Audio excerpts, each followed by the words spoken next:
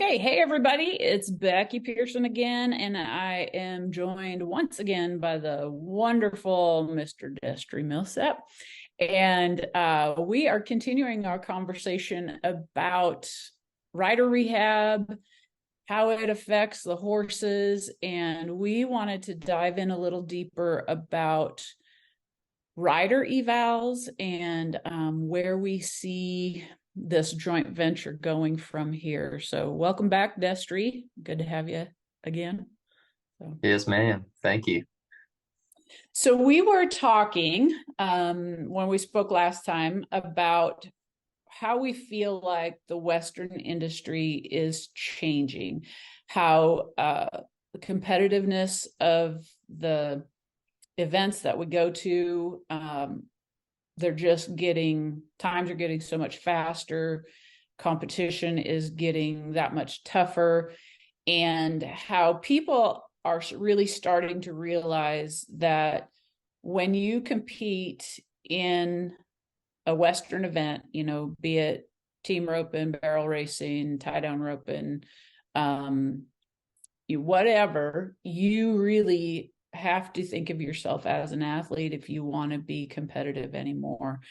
And let's dive into that a little bit deeper and kind of what brought you to the journey of, hey, these people are athletes, let's treat them that way. Yeah, so like you said, it's getting so much more competitive, and everybody is looking for that competitive edge to shave a tenth of a second off their time because it can mean the difference between winning 10,000 and winning zero money. I mean, there's so much money in it, and these horses are so expensive, and so are the bet bills too. So, being your best for your horse is very, very important, and trying to ride them correctly and set them up correctly is very, very important. And as I said before, the types of horses that I grew up on were cow ponies and straight up just really good ranch horse type horses. And when I met my wife, now we have these hybrid dragons that breathe fire and run fast and got a little bit of cow in them and wanna eat a cow, but just a whole lot of speed that I've never experienced before then. And so it's a completely different game trying to stay with something like that and train a horse like that versus a cow pony. And so my wife, she, bless her heart, she has really, really good uh, hands and horsemanship and stuff like that. And so anytime she gets on one of my horses, it's automatically better. And so I'm very thankful for her touch on her horses and also her insight on stuff that she sees that I may be doing that cause my horse to do a certain thing. And it may not always come across that way until I get done with practice or get done at the roping and stuff. It may not always handle it like I should, but what she's saying has some merit, and she's very observant in that way. And so learning those horsemanship techniques to make your horse better and more responsive to you in that time is so important, and also helping them be efficient at their game and teaching them things to help them throughout a head and run or a barrel run that is more correct for them, and also being in the correct position yourself and not leaning from one side to the other side, or coming down hard and not having a good seat and being hard on their back, or being balancing on their face and being hard on their mouth. I mean, like I said, I don't ride perfect, but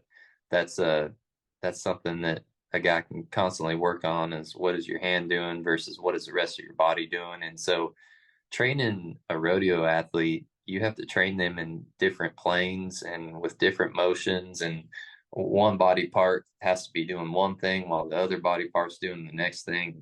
And the whole time you have to have stability in your hips and core and being able to move the other parts of your body independently. And I think that's why it's such a challenge and why you have to be so athletic in this sport, is because you're riding an animal going Mach 90 down the arena and having to control and swing your rope, or Lord knows the barrel racers how fast they go, and I wasn't a big proponent. I used to think the barrel racers were crazy, complaining about the ground. But now that I dated or am married to a barrel racer, and my head horse runs barrels, I'm pretty protective of the ground too. I mean, those are two things that I love very much, and it's very important that for them to be on good ground and be safe and keep them injury free.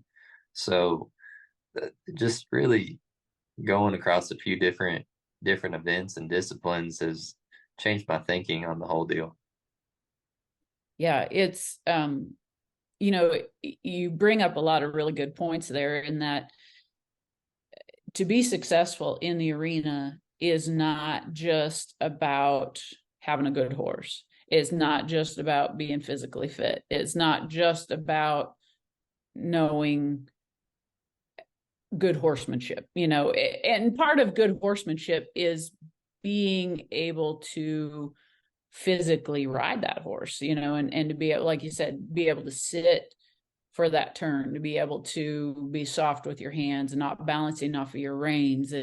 And so it is a complete package, if you'd say. You can't just work on one aspect of it. There's so many times when we have a bad run, whatever it is, and we want to blame the horse, or we want to blame the ground, or we want to blame ourselves. And we really need to look at all aspects of that. And I think when we are the healthcare providers that we are, and we have also experience in the arena under those adverse conditions, I think we do bring a lot of value to people. So, and I'm not trying to, toot my own horn or anything like that, but I think, and Lord knows I don't know everything about barrel racing, and I don't claim to, but I do think we can provide a lot of insight into some of those challenges. And I'm a huge fan. Anybody that has listened to the podcast or followed anything that I do on social media, you all know I'm a huge fan of Phil Haugen horsemanship. I think that guy is amazing, and the stuff that he teaches you at a clinic, it is super valuable. But you have to be physically able to ride that fire breathing dragon that you have at home too. So you got to work on your horsemanship and your physical self. And it's amazing what those pieces of the puzzle, you put those together, how much you can accomplish with those things going on. I agree. And like they always say, going to the next level, it's all about the little things. And how many riders do you know with hip, low back pain, and I mean even like shoulder, neck, all the things from getting thrown back or having something pull on them hard or anything like that. I mean, there's a multitude of things that happen during a run that people don't realize. It's not just the rough stock riders getting jerked around. It's the timed event people on these high powered horses as well. The barrel racing deal is so interesting to me because as hard as these horses fire and as hard as they shut the clock off and run and how big they are and everything else, I don't know how some of those little girls stay with them. I mean, it is a completely different ball game, and they just keep getting stronger and faster. And so they have to be strong. They have to be in shape to stay with those horses and be able to compete at a high level. And so I get really excited about performance. That's why I love working with athletes is now, first you get them pain free. And then from there, how can you enhance their performance to where they're better than when they got hurt? And that's one of my true passions. And I always worked out in high school and college and stuff. I was buck 40 most of my life, and so when I was competing and trying to calf rope and stuff, so I had to put in some extra work, so I just didn't get completely eaten by calves. But I mean, teaching those people, and it might be something little, like, man, this area of your hip is tight and that causes your back to do this, or that doesn't allow you to do this with your horse because you don't have the mobility or you don't have the strength.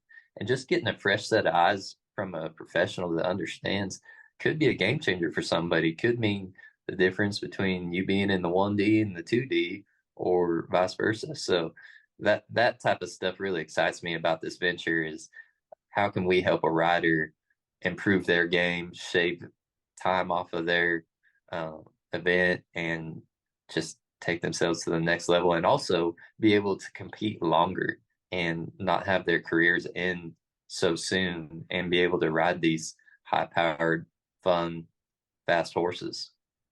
Yeah, 100%. So we, so you and I did, we did not get together. You're in Oklahoma, I'm in Nebraska. And so we decided that we were going to do evals on each other through video.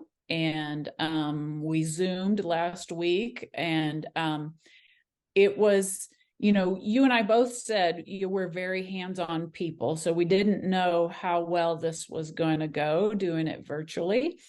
But it was so fun to have somebody that's knowledgeable about the human body and how it needs to work, and knowledgeable about our events and what needs to happen while we're competing, and having those eyes look at what was going on with us. So do you want to go first about what you had going on with you, and then I share my, or vice versa? You tell me. Yeah, I'll let you.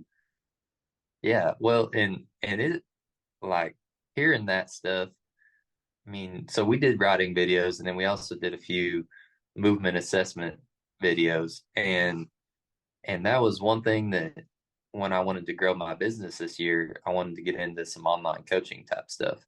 And like you said, I've always used my hands to assess things. And instead of, I mean, my hands and my eyes both, but not just my eyes. And so I was like, man, how can I assess somebody without touching them and know what's going on? And so, ton of research and coming up with stuff. And I mean, I think we got a really good system. I'm really excited about it. And even I really like doing the video because you can scroll through the video and stop it and see the comparison of one side to the next, and how far this leg can come off the horse here versus the other side, how far you can internally rotate versus the other side on the horse, and then be able to pick up things in the ride that, this person can't get to the front of their saddle because they lack this glute strength or this quad strength, or they have knee pain when they ride because this is how they sit in the saddle, or this is, maybe their stirrups are too short, or, some sort of thing like that. And just kind of go through the whole deal in our mind, and take a fresh look at something that people may not realize they were even doing. And we talked about too, this is interesting. So we talked about how there's a lot of different setups for saddles and barrel racers and team ropers alike, and how certain people may like a bigger saddle with their stirrups forward, or a smaller saddle so they sit down in there, sits them up more over their horse. And there's so many different saddle setups that play a factor into it too, that can make or break you. And so just that aspect of it is really exciting and interesting as well. Yeah, 100%. It was really fun to realize that we could watch a video of, so for the first videos that we did of each other were on the horses, and we checked range of motion and active range of motion of the spine, of the legs, and then we each had videos of us trotting, loping, circles. It wasn't necessarily like run videos. So I think it all compounds on itself. So you start with the standing still stuff, check their motion, check their orientation of their spine and hips and how they align up, and then going on to the trot videos and how they post a trot and how they stay with their horse and what kind of seat they have when they load their horse and stop and things like that. And so you kind of set the foundation for what it's possibly going to look like in a run.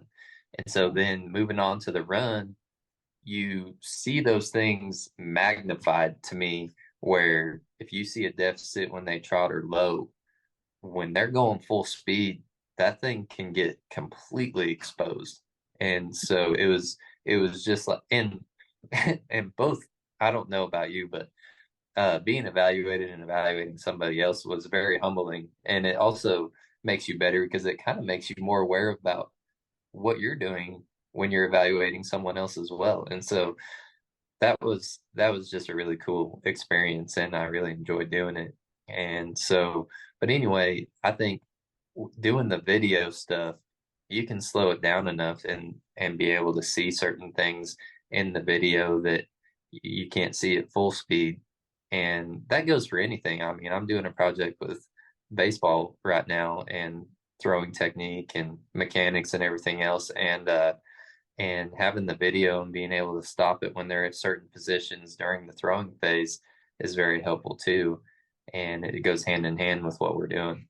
So the video analysis stuff is very fun and interesting, and you have to have an open mind because obviously people are pretty set in their ways and they rode a certain way, a certain for their whole life. And so um, telling them certain things, probably got to go about it um, pretty gently sometimes. But if they're in pain and they just want to get better, they're going to receive it well. So Yeah.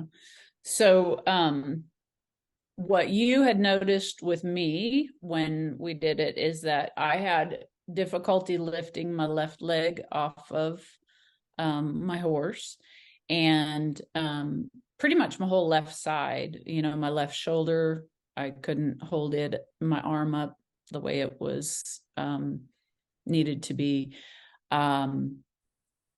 We were I was limited in some trunk rotations, which was really interesting. I mean, he said all this stuff without me telling him that I've been fighting left hip tendonitis.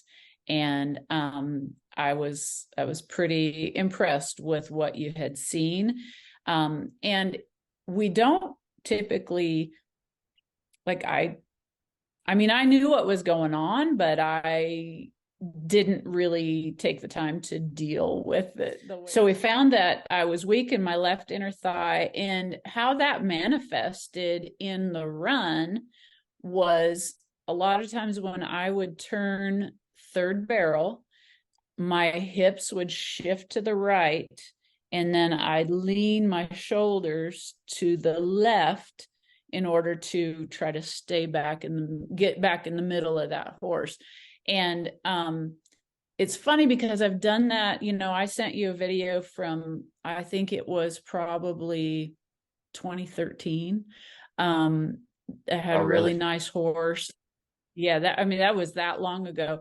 And then I think I sent you another video from about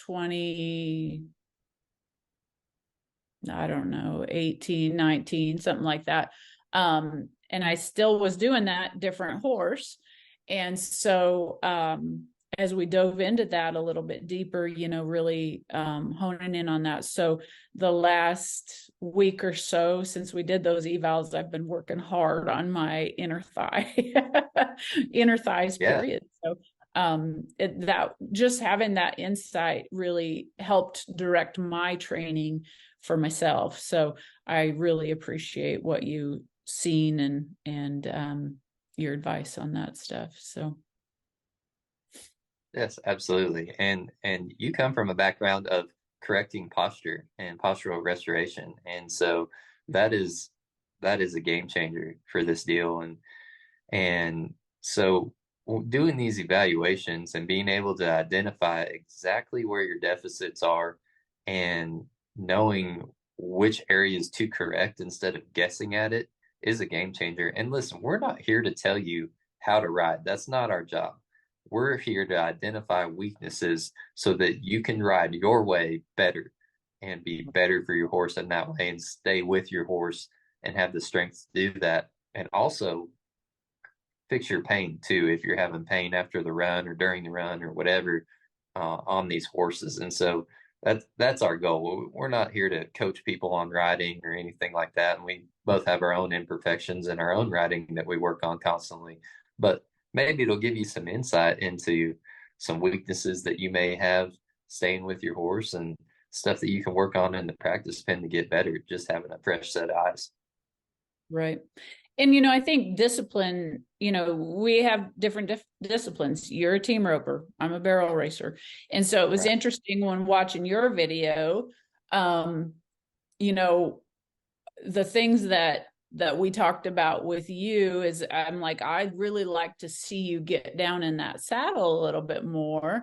And then you had said that you felt like you needed to get down in your saddle more to sit your stops better. Tell a little bit about what you had going on. Yeah, so what I struggle with is getting back to my seat after I rope a steer and helping my horse rate through the corner.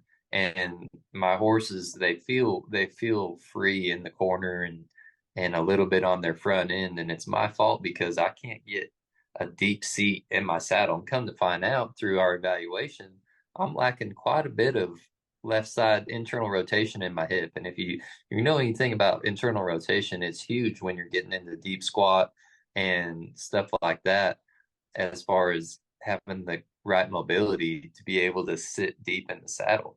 And so lacking that mobility really hangs me up. And also going to the steer and roping, I have a tendency to lose my left leg and kind of almost like kick it out to the side. And my wife, she'd get on me. She's like, "Why are you doing that?" And I'm like, "Honey, I don't know. I mean, it's just happening. I don't know what's going on." Well, take a better look at it. Weaken the left adductor, lacking internal rotation. So when I go to turn to rope the steer, my whole hips are turning instead of them being solid and independent of my upper half. And so correcting that mobility will help me stay more square as I rope and go to the steer and help my horse not have mixed signals or, not push them in on top of the steer and have them stay out wide in that lane where I need them.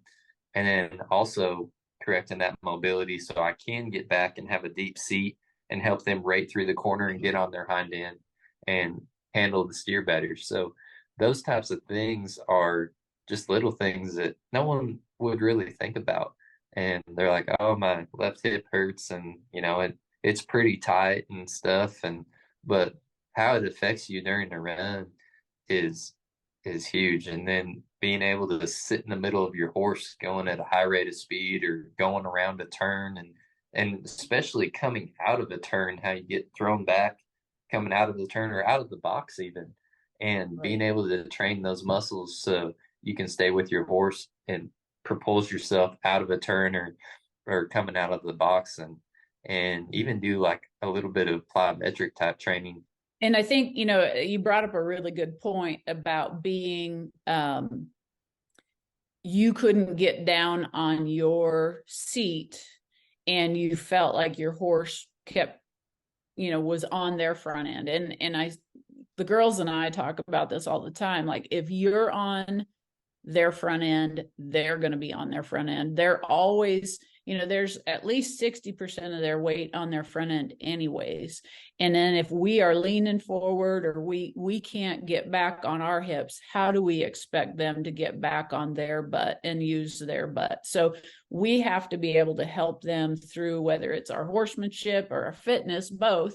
We've got to figure out what do we need to do to help them. And so I think that's, that really brings that point of horsemanship and your physical capabilities together. You may know that you need to do it, but your body physically can't. And so what do we need to do to get it so your body physically can help them better? So I think that's a great point. Agreed. And And a lot of people walk around in pain that they don't know what good feels like. They don't know how to feel good or remember the last time they felt good. And I really feel for those people. And my wife and I talk all the time. Your health is probably the most important commodity that you could have right now, especially if you're a competitor. Your health is everything, and your horse's health is everything. And so being proactive in that and doing preventative things to keep yourself healthy or make yourself not have to live in pain. I mean, the some of the clients that I work with, they're like they get up and they feel so different from such little tweaks to their body, and they were like, "Man, I didn't realize that I just plowed through it like that." They didn't even realize that they could feel good, or that they were feeling bad. Yeah. They just assume that as you get older, you're going to hurt, because that's the way Exactly. their parents were.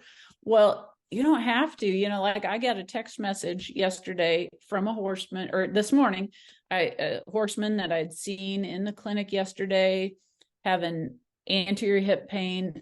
So we dry needled his hip flexors yesterday in the clinic. He sent me a text this morning. He goes, I had no pain this morning getting up. And he goes, normally it takes me at least an hour to get moving, and I'm like, woo, fist pump. Exactly. You don't have to be in pain. It isn't always easy. It isn't always, it's not like you just take a pill. Well, sometimes you can take a pill, but that isn't the true road to longevity and high performance. It isn't that our body is deficient in ibuprofen. It's usually our body is deficient in strength. So let's Or work on Coors Light. health. Yeah, yeah, Yeah. exactly. So I think I'm so excited to be doing this stuff. I needed this little shot of energy from you, Destri. I sure appreciate you, and we're excited about doing these things. So if somebody wants to hit us up for rider evals, how would they, if they wanted to visit with you about it, how would they get a hold of you? What's the best way for them to reach out to you? Yeah, you can follow us on social media, either Pivot Point or Destry Millsap ATC, and just DM me, call me, beat me, email me, whatever. We'll get it figured out. And as we get more set up, we'll continue to let people know how to get a hold of us and how to get involved. And Yeah. man, it's just going to be a real exciting venture. I'm really anxious to get started on working on more riders and helping them compete at their best. I agree. It's really fun. We got some things in the works from some vendors that Destry's working with. Excited to see what that is going to involve, and how that's going to play out. We're going to hopefully bring some pretty cool technology to some riders that, maybe haven't been able to experience anything like this ever before. So, and we're going to do podcasts on a regular basis. I apologize to anybody that used to listen and I dropped off the face of the earth for a little while. Got sorted through some things, and we are hoping to do this on a weekly basis and be much more regular about this. So, any closing thoughts, Destry? What do you think?